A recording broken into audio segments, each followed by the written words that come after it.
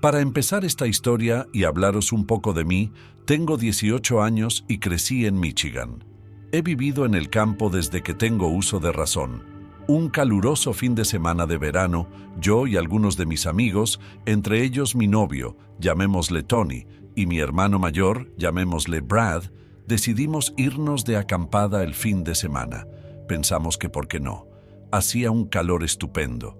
Los padres de Tony tenían una cabaña en Ludington, rodeada de enormes bosques con un lago privado y sin vecinos en al menos 6 kilómetros a la redonda. Pero, siendo adolescentes tontos, pensamos que tal aislamiento era algo bueno, más espacio personal. Lo único que queríamos era salir de fiesta, como todos los adolescentes normales. Bueno, después de llegar e instalarnos durante 2 horas, empezó la diversión.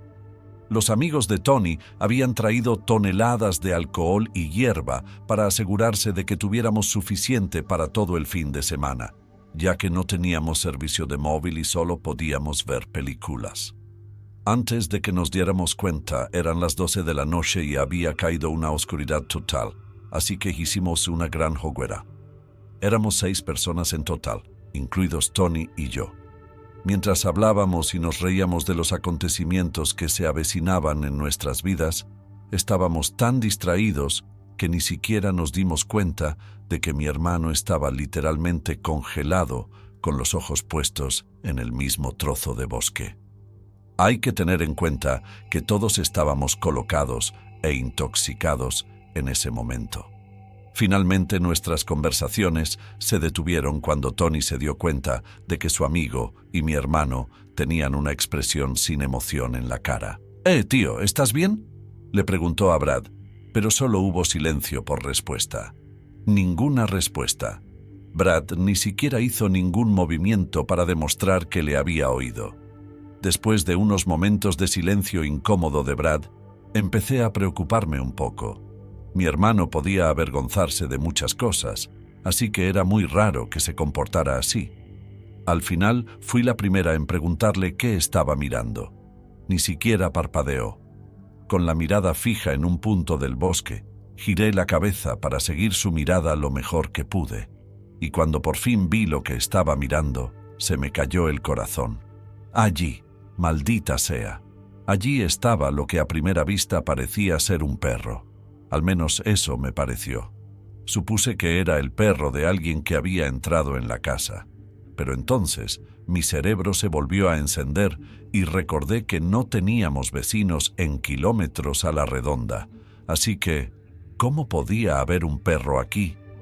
Seguía dándole vueltas a la cabeza mientras Tony intentaba que Brad hablara o al menos se moviera con un movimiento.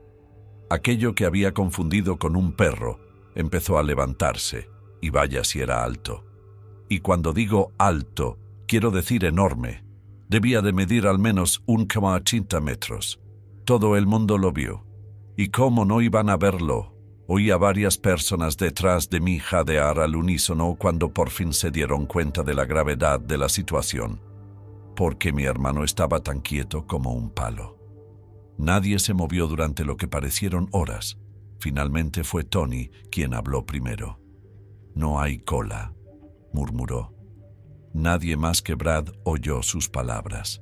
Y te juro que no exagero cuando lo digo. Sus ojos se abrieron como platos. Esa expresión en su cara, esa expresión de terror, me asustó muchísimo. «¿Qué has dicho?», preguntó una de las chicas que estaban detrás de mí. «No tiene cola», repitió tras ella. En ese momento, los latidos de mi corazón parecieron detenerse, porque tenía razón. Fuera lo que fuera aquella criatura, no tenía cola. No era la criatura que había visto antes. De repente, mi mente nublada por el alcohol se aclaró en una fracción de segundo, porque mi mente asustada había adivinado lo que era esta criatura, y de repente me di cuenta de por qué. Mi hermano acababa de orinarse encima. La criatura era un cambiapieles. Mis instintos se activaron de inmediato, pero antes de que pudiera salir de allí, la criatura frente a nosotros lanzó un grito inhumano. El sonido fue suficiente para asustar a todo el mundo. El primero en levantarse de su silla fue mi hermano. Empezó a gritar palabras nativas, dirigiéndose a la criatura. Me di la vuelta y anuncié solemnemente a todos los demás que teníamos que salir de la casa. Nadie lo cuestionó, viendo lo serio que estaba. Especialmente Tony. Nunca me había visto tan asustada. Creo que todos nos dimos cuenta de que la situación era mala. Subimos a la cabaña con mi hermano, sin dejar de gritar palabras nativas a la criatura, lo que pareció mantenerla a raya, dándonos tiempo suficiente para entrar. Una vez dentro, Brad nos siguió, cerró la puerta y apagó todas las luces. Corrió a la cocina, abrió un viejo cajón polvoriento y sacó unas cenizas rituales que empezó a esparcir por puertas y ventanas, cantando, por supuesto. La situación era muy extraña.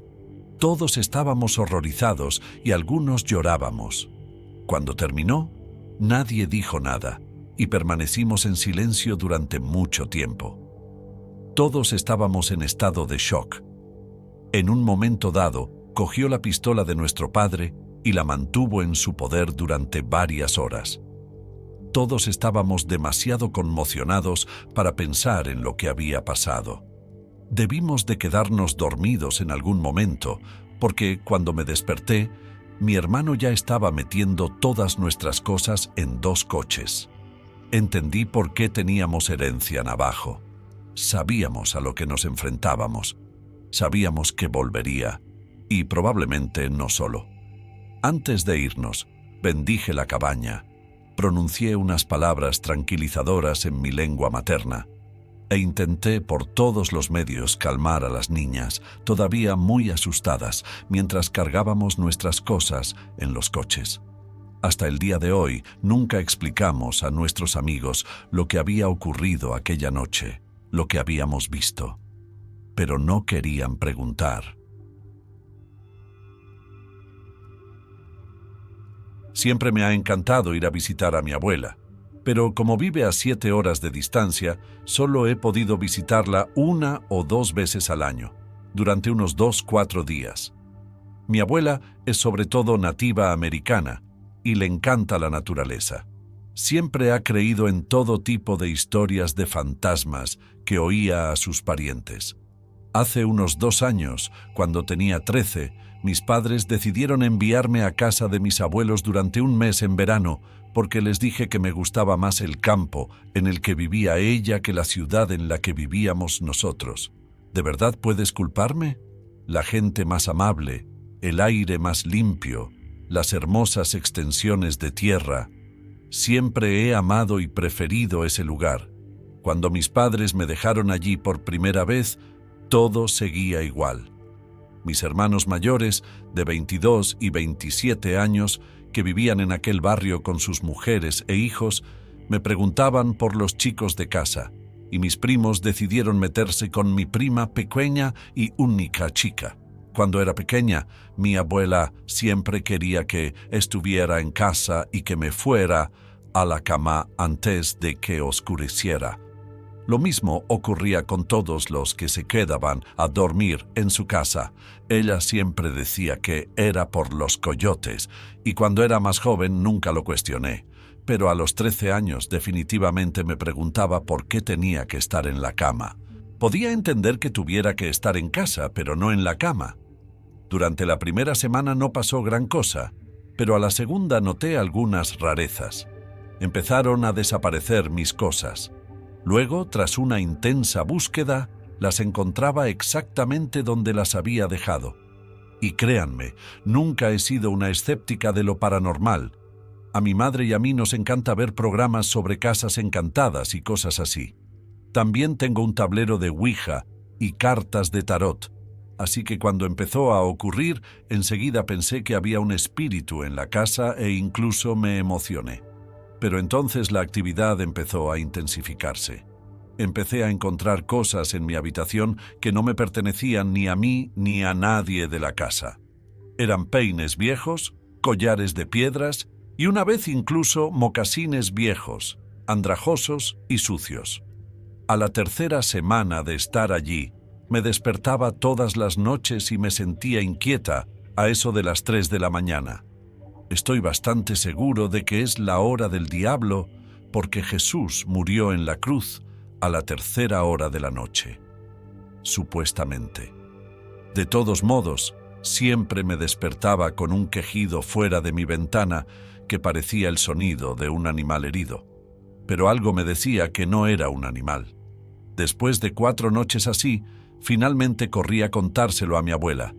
No sé exactamente por qué, pero aquella noche tuve una terrible sensación de pánico, como si no huyera de aquella habitación fuera a perder la vida. Aquella noche, mi abuela me sentó en la cocina y me contó una historia sobre un anciano de la tribu Cherokee que podía comunicarse con los espíritus guías de la tribu. Pero pronto se hizo tan poderoso que despertó en él sed de sangre.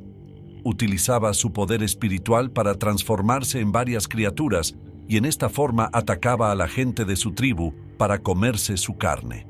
Cuando el jefe se enteró, fue condenado a muerte y ejecutado rápidamente. Se dice que no es más que un espíritu de día y una bestia de noche que busca carne humana para devorarla. Pero no solo personas, gente con sangre cherokee en sus venas, como yo y mi abuela. No pasó mucho más mientras estuve aquí. Sin embargo, trasladé mi cómoda al otro lado de la ventana y justo 2 días antes de irme a casa, mi primo Christopher Jean, que entonces tenía 15 años, llegó a casa por la noche cubierto de sangre y dijo que le habían atacado. Le dijo a mi padre que había sido un coyote, pero nos contó a mi abuela y a mí que solo vio el contorno borroso del atacante porque se movía demasiado deprisa. Y no oyó nada más que gruñidos. Gritó el Padre Nuestro, lo que retrasó el ataque lo suficiente para que pudiera huir a casa. Mi abuela y yo creemos que era el espíritu del anciano. Me encontré con un rugaru. Si no sabes lo que es un rugaru, es un demonio americano que, según el mito, debe dar sangre al diablo porque si no lo hace, el diablo se llevará su sangre. Esta historia tuvo lugar en 2003. Mi novia, llamémosla Yvonne, y yo y algunos de nuestros amigos y sus esposas nos fuimos de acampada al bosque. Pasamos allí unos 5 días. El primer día fue genial, fue bastante normal, al igual que el segundo. Nos lo estábamos pasando bien, pero al tercer día todo fue cuesta abajo. Esa noche dormimos todos en nuestras tiendas hasta que oí un crujido fuera. Ahora todos dormíamos en tiendas diferentes con nuestros novios. Así que pensé que sería divertido dar a cada tienda un walkie-talkie. Así no tendríamos que llamarnos para hablar o salir de la tienda por cualquier cosa. Así que cuando oí un crujido extraño, me puse en contacto con el walkie-talkie y pregunté a Doug y Chad si podían oír el ruido en el bosque desde sus tiendas. Me contestaron que sí, casi interrumpiéndome porque al parecer estaban a punto de preguntarme lo mismo. Así que decidimos reunirnos fuera de nuestras tiendas para ver qué pasaba. Antes de salir de la mía, cogí mi fusil. Una vez fuera nos dirigimos hacia el centro del camping. Para entonces, el ruido parecía estar cada vez más cerca. El sonido parecía fuerte. Parecía más un hombre en el bosque que una bestia nocturna. Eso era lo que más me preocupaba. Caminábamos en silencio, intentando no hacer ruido, cuando de repente oímos un grito de pesadilla. Pero el sonido venía de detrás de nosotros. Inmediatamente nos giramos instintivamente para ver qué era ese sonido. Sentí que se me ponía la piel de gallina por todo el cuerpo, incluso antes de ver de qué se trataba. Al principio, pensé que era otra persona porque parecía una mujer mayor que no debería estar en el bosque a esas horas. Pero solo tardé unos instantes en darme cuenta de que no era una persona. Su piel era demasiado pálida y parecía que se estaba pudriendo sobre su cuerpo. Y entonces vi sus piernas, cubiertas de venas y dobladas hacia atrás, que parecían acabar en garras en lugar de pies. Mi mente y mi cuerpo parecieron rendirse. Casi se me cae el arma antes de recordar que la tenía. Aquella cosa, fuera lo que fuese, casi había llegado hasta mi tienda, donde dormía Ivan, y Dios sabe lo que quería. Así que apunté y le disparé. Debí darle porque volvió a gritar. Esta vez era más fuerte y sonaba como si estuviera sufriendo. Luego se dio la vuelta y salió corriendo hacia el bosque. Doug y Chad fueron tras él y yo fui tras Yvonne, asegurándome de que estaba bien.